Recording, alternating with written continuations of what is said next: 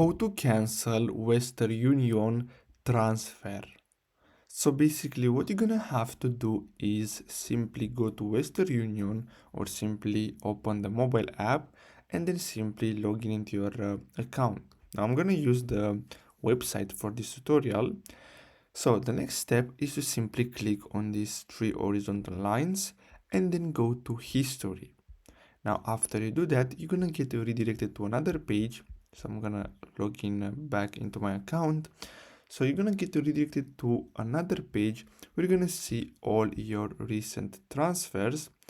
And basically what you're gonna have to do here, as you can see, I don't have any transfer, but here what you're gonna have to do, as you can see, you're gonna have to choose a transfer to cancel and then select show details. If your transfer is eligible for cancellation, you'll see a cancel transfer button. So simply click on that button and basically that's it. Now as you can see, if you don't see a cancel transfer button and your transfer hasn't been picked up or deposited, you're gonna have to contact customer care for help. So basically that's all you have to do. I really hope you found this video helpful. Don't forget to like and subscribe. Thanks for watching.